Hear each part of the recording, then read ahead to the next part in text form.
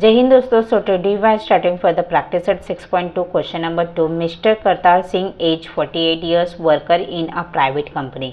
His monthly income after deduction of allowance is rupees 42,000 and every month he contribution rupees 3,000 to GPF. This is a full form of General Provident Fund. He has also brought rupees 15,000 worth of National Savings Certificate and donated of rupees 12,000 to the PM Relief Fund. So compute his income tax. So find out the income tax. Let's see how to get calculation. Now Mr. Kartar Singh monthly income is equal to 42,000. ये हमने already given देखे. अगर yearly हम निकालते हैं तो 12 से multiply करेंगे तो ये आपका ईयरली आ जाएगा, right. But now heavily investment Kartar Singh किसमें GPF and PM relief fund में. तो हम दोनों का अमाउंट ऐड करेंगे. सो जीपीएफ आपका वन मंथ का दिया हुआ है, 12 मंथ में करेंगे तो आपका 36,000 आ जाएगा. सो राउंड फिगर आपके 51,000 आ जाएंगे. और करतार सिंह डोनेशन भी करते हैं जो 12,000.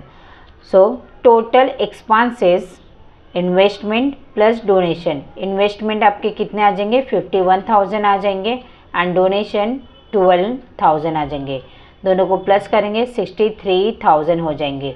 सेकेंड वन हमें फाइंड आउट करना है taxable income. Taxable income find out करने के लिए आप क्या करेंगे, फर्स्ट वन जो आपका ईयरली इनकम हमने फाइंड आउट किए थे एंड टोटल एक्सपेंसेस आपको इधर से मिल जाएंगे. देन ईयरली इनकम जो हमने फाइंड आउट किए थे, ईयरली इनकम 5,04,000, वो उससे हम सब्ट्रैक्ट करेंगे तो आपके रुपीस आ जाएंगे 4,41,000.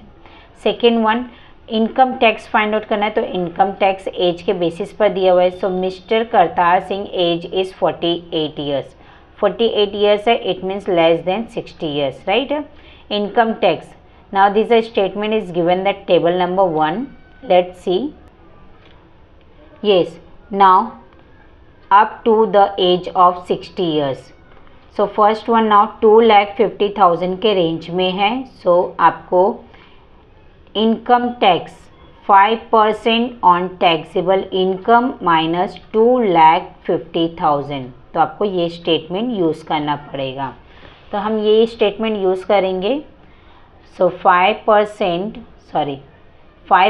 Of taxable income minus 2,50,000. Taxable income जो हमने फाइंड आउट की ये हमारी टैक्सेबल इनकम है. इससे आप कैंसलेशन करेंगे. देन कैंसलेशन करने के बाद आपके वैल्यूज़ आ जाएंगे 9,550 रुपीज़. ये तो फर्स्ट वन हो गए. अब हम एजुकेशन सेस देखेंगे. एजुकेशन सेस देखिए क्या दिया हुआ है, 2% of income tax. Education cess 2% of income tax. So same statement हम कॉपी करेंगे. Now education cess 2% of income tax. Income tax हमारा जो निकला है उसी में हम मल्टीप्लाई करेंगे तो आपका एजुकेशन सेस आ जाएंगे 191 rupees. Second one secondary and higher education cess 1% of income tax. Let's see 1% of income tax. Yes, secondary and higher education says 1% of income tax. 1% same statement हम use करेंगे. Now 1% of income tax 1 then upon 100 multiply income tax आपके कितने आ जाएंगे 9,550. Cancellation करेंगे 95.5 rupees आ जाएंगे. So secondary and higher education cess is equal to 95.5 rupees. Last one. So now total income tax education says and secondary and higher education says आप round figure देखेंगे. So total income tax 9,836.50 rupees. सो जय हिंद दोस्तों. Next question और next video